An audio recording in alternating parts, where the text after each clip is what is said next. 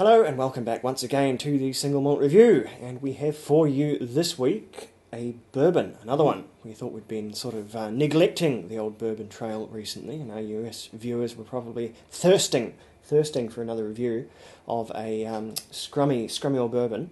So what is this one that we have before us? Old is apt. Old Forester by name and old by nature, being one of possibly the first commercially bottled bourbons in US history. That's its claim as the first. I don't know if that encompasses the sort of the jug market. Maybe that. I don't know what the stipulation is there, whether that's a glass bottle with a cap or what it was. But they've been in the business since 1870, which is a fine old tradition.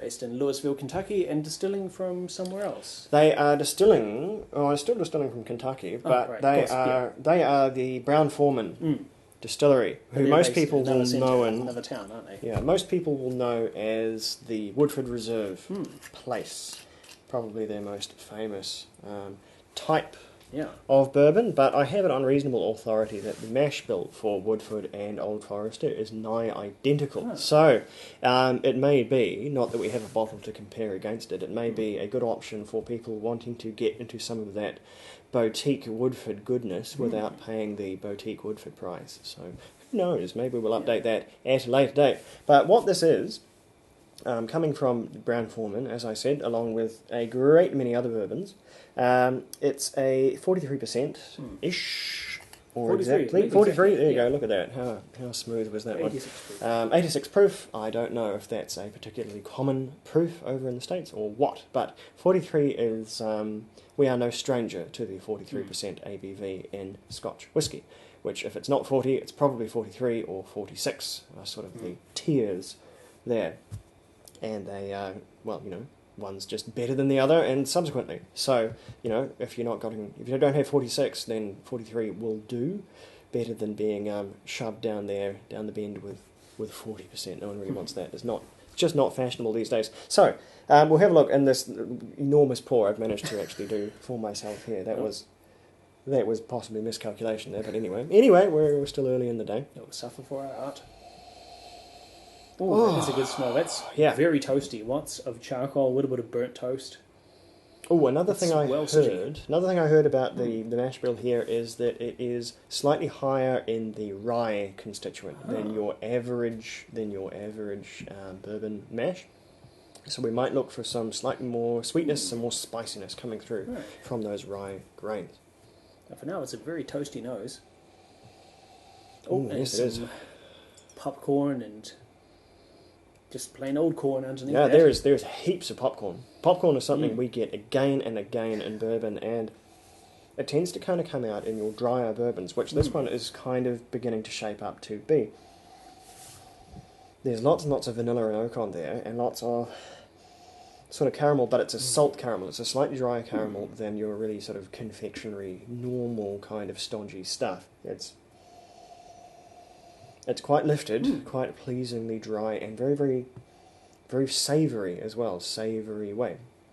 It's sweet and savoury at the same time, which is not unusual for bourbons, but a lot of them are more kind of sweet and sweet. This one definitely has that savoury edge going through it. And there is, I think you already picked up a bit of char oak, but there's quite a lot of... Quite smoky. There's some smoky wood on that one, there's some nice burned, almost sort of barbecue character coming through. So, the palate.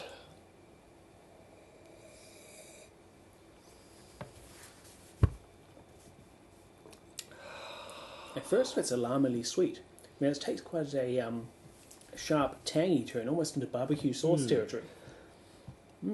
It's evoking barbecues, some saucy ribs.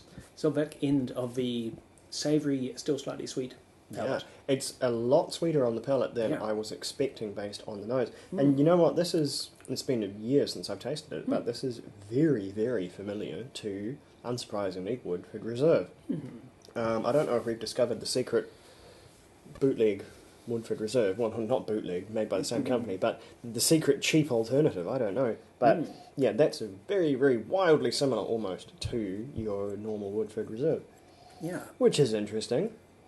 It's not as smooth and succulent as some other similar bourbons, but That's okay though. It works in this case. Yeah, it is very, very sweet. It's hugely woody. There's lots and lots of charred wood. I'd say the charring factor they've got on this, I'm not quite au fait with the charring numbers and how they go up or go down or what thickness of char they represent, but I think we're dealing with a very, very thick char on these barrels. Really, really reckon those barrels to get the maximum goodness out of this one, would be my guess. The rye is also quite strong with this one. I'm tasting a lot of it, especially comparing it to, in my recollections, for instance, the Rittenhouse rye whiskey we tried some time back. Fairly recently, I think, on Rittenhouse. Tremendous rye, that one. It's not a hugely complicated bourbon. There are, I mean, bourbon is not a huge, and some people may disagree. Bourbon is not, in my mind, a hugely complicated drink to begin with. There are bourbons that are more or less complicated than each other, but they're fairly primary in terms of the flavours they bring. They have a lot of guarantees coming along with their flavour. You'll very, very rarely get a weird bourbon in the way that you'll get a weird Scotch whisky sometimes. One that's just completely out of left field and has all these odd flavours in it. You kind of know what you're getting when you get bourbon. You're getting this sort of caramel, you're getting this char, you're getting vanilla, and it's really where they move around within that ballpark that separates one bourbon from another. I quite like it, actually. In fact, we got so much a common core set of principles driving bourbon that to actually achieve individual excellence, to really stand out, they've got to take their process and their particular mix of ingredients and really hone that to produce something exceptional. They certainly do. You've got to fight that much harder for an identity, to I really think, stand in out the world of bourbon. Yeah. But as far as this one goes, with identity and where to place it, I think it's a fairly sweet bourbon. Confusing though, the nose I think kind of fooled me there into thinking it was going to be a slightly more lighter, savoury bourbon than it was. It's actually a pretty sweet, rich and full bourbon with. Yeah, I was expecting more char and more smoke on the palate than I got. There's spice there, but it's not despite the increased rye, the spice really isn't the dominant thing here. The dominance is the most primary flavours. So the char, the vanilla, the sort of maple syrup kind of character. Very, very sweet, very, very rich, and quite clean as well. For a bourbon to compare it to, obviously, Woodford Reserve, which is more or less unsurprising, given that it's the same. It comes from the home of Woodford.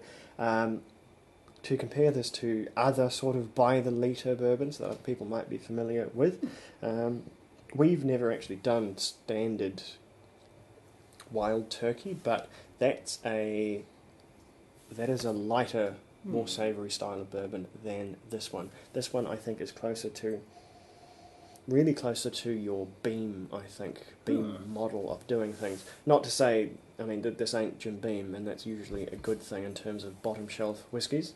This is better than Jim Beam White Label for fairly obvious reasons, but it's more in that it's a very middle of the road, I think, style of bourbon. It's a very standard bourbon. That's not a bad thing. That's not condemning it as ordinary. It's just a very bourbony bourbon. It's what you expect. I've got to disagree slightly on that. I feel, obviously, taste is subjective, but this one, it's pushing in slightly different directions to most of bourbon. I think the extra rye characters are coming through and taking this in a more curiously nutty, toasty, spicy direction, a bit off that beaten track. I'm getting less of the explosive vanilla and sappy oak that we've got from a lot of the other bourbons we've tried. It's got a little bit of an edge to it. So you think it's moving sort of in the drier, more savoury end? Or I feel so, yeah. It's not as, it is sweeter on the tongue than I was expecting after nosing it. So it's doing some surprising and some different things.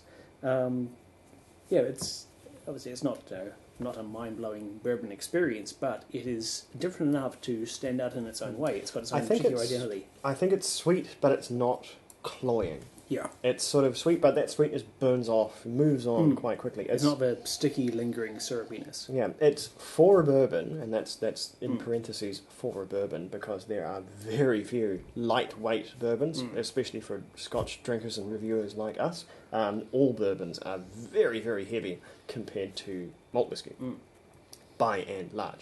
This one is a fairly light-bodied bourbon. It's got there's a lot of weight of flavour, but it's a little bit more effervescent and it sort of burns off quicker than taste experience. Yeah. And all that said, I don't mean to sort of knock it as overly ordinary. I do like it just There's fine. something to be said for an easy drinking bourbon which doesn't stain your mouth with layers of flavour and oils. It's just not one that hugely stands out at me. So scores for this one, and always sort of take our bourbon scores with a grain of salt, because bourbons are about, we do about 10% bourbons over here. It's a single malt review for a reason. We go off topic fairly frequently, but Scotch is our bread and butter. We're really not bourbon experts, although we get better the more we drink, although I like to think so. This one for me is an 84. It's good standard bourbon. It's good reliable workhorse bourbon. This I would drink in all sorts of situations. It's lacking in some of the nuance and complexity to get it closer to that sort of magical 90 mark that some of these other bourbons we've tasted have achieved. But I don't know, what are your thoughts on it? For me, it's an 82. This is a perfectly enjoyable bourbon, and it's got a few standouts and some individual identity of its own, which is nice as well. It's possibly not as explosive, as fiery, as pugnacious as some bourbons I've had, possibly due even to the lower bottling strength. But that aside, it's that nice, strong rye character, those hits of peculiar flavours. There's a lot going on here, and quite a lot to enjoy, and enjoy it I have. Yeah, it's a bourbon that will not do you wrong. Yeah. It's even a bourbon that I'd recommend for an introductory bourbon, because this really does encompass so much of the sort of middle field of bourbon that it's quite a good one. Between this and, say, Standard Wild Turkey, that's a pretty good intro to someone looking to get going on a bourbon and to really taste pretty much most of what bourbon is, certainly what it's going for.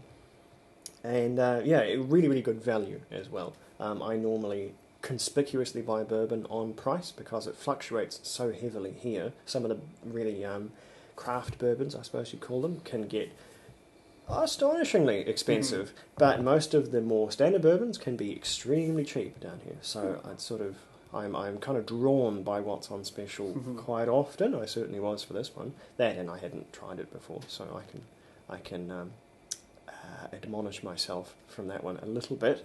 But not a bad bourbon at all. Good, solid workhorse kind of stuff. And very interesting, the little bit of extra stuff they got in there about it's the world's first bottled bourbon. If anyone can sort of draw a bit more information on that, if anyone's familiar with the story of what bottled actually meant, because I think that means in a glass bottle, as we're seeing it here, with a removable and replaceable cap. Though it would sold have been commercially on a big scale in bottles rather than from taking a bottle to the distillery and he fills it for you. Because I'll bet that's taking away all of the very fine old Kentucky jug-style bourbon. Where you bring your own vessel, the distiller pours some from the keg.